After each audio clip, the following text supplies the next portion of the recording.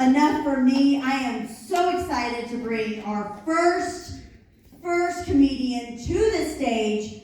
Y'all from Loveland, Colorado know her as the Renegade Health Boss. She is a functional practitioner, a podcast host, and winner of the High Stakes Comedy Contest. Please give a huge round of applause to Heather Gray! Woo!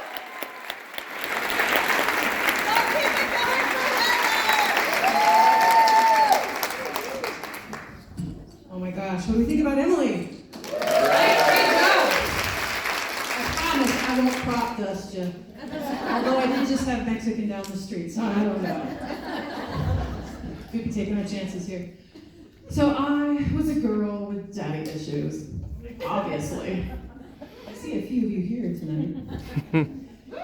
At some point I stopped chasing older men, thank God. And it's weird, younger men started chasing me. There's a term for that. No, it's not cougar. It's knowing what's up. So with the daddy issues often comes trauma. And trauma to comedians is like gold. It's like having a winning hand at poker. I see the verbal abuse of your first grade bully, and I'll raise you. My mother divorcing my dad for his brother. Boom! Royal flush. Or is that a full house? No, they were awfully productive too. Anybody else here have sister cousins? So with the daddy issues and the trauma, the obvious next step for me was to become a stripper.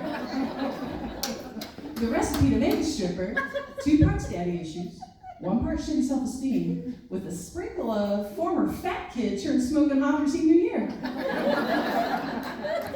I was doing it to put myself through school, killing myself, learning how to pole dance in those horrible shoes, being objectified by pervy men. And these days, yoga moms wearing Lululemon pants are doing it because fucking Pilates was full. Look at you and your 2 supportive parents. Stripper appropriation is no joke, people. Show some class. Twerking, glitter, high heels, those are my people's things. Stop robbing from my culture and Instagramming it. I used to get slut-shamed back in the day for being a stripper. Life can really change you. One day you can go from grinding on the lap and the thong for $20 to judging another woman for wearing an off-the-shoulder shirt. I mean, how much attention does she need anyway? So I was a classy mom. I made sure to quit stripping by the time I was 4 months pregnant. Before I started showing too much. Somewhere along the line during my kids' development, my little girl started transitioning into my little boy. And some podcasters think it's to do with the atrazine in the water. I think it's because when I was on stage and she was in my womb, she got a first-hand glimpse of how women are treated, and she said, "Fuck that! I'm switching teams!"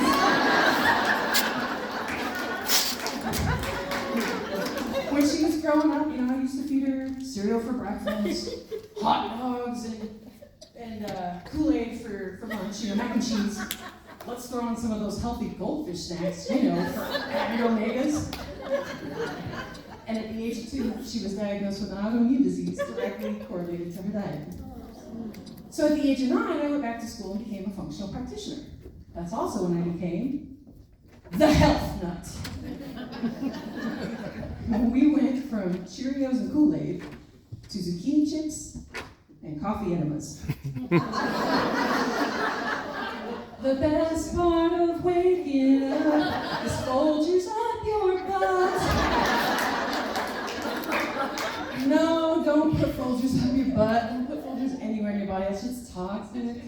There's a special coffee for that.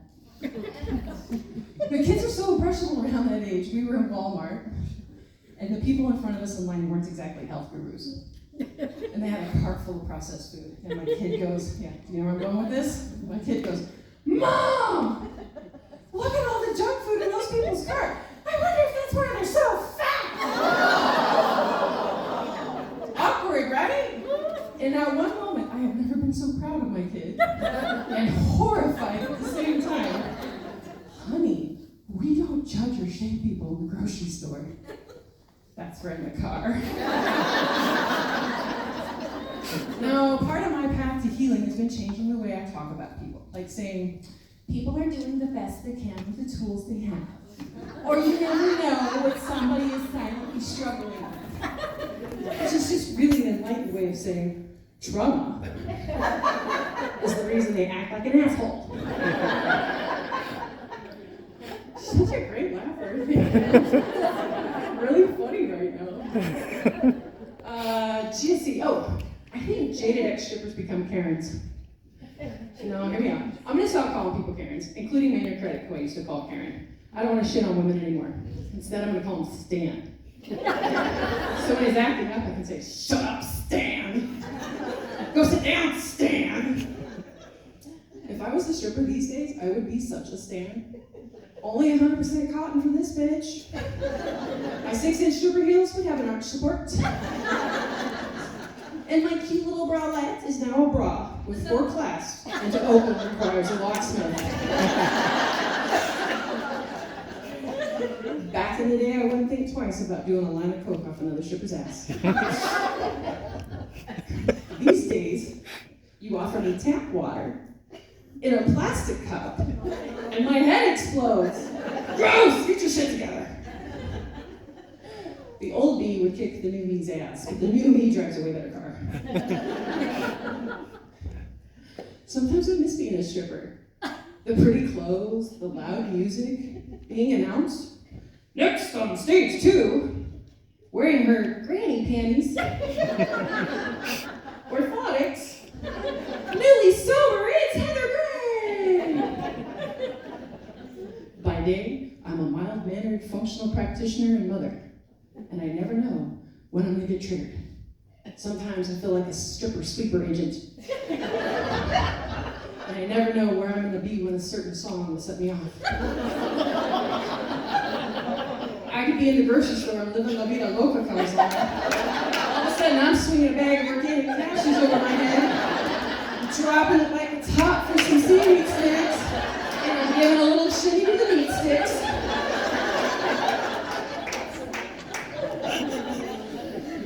Sometimes I like to play a little game. I see ex-strippers. That woman in Whole Foods who's bent over a little too long picking out her cassava flour, revealing her tramp stamp. I see you. Or maybe you catch the glimpse of the outline of your grandmother's nipple piercing underneath her blouse. Hey girl. We walk among you, in heels of course. But this, you're fired. This is way harder. I would much rather stand up here and take off my clothes than to try to make you fuckers laugh. People who do stand up are insane. What happened to you? I know what you're thinking. She used to be an ex-stripper.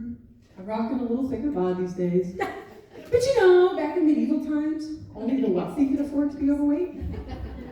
So I don't consider myself fat.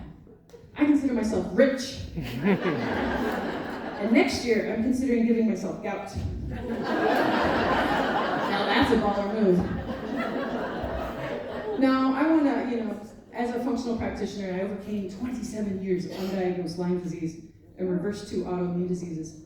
My body and my brain were so inflamed, and I had been gaslit by the medical community my whole life. I'd say, I'm not crazy! And they would say, that's what a crazy person would say.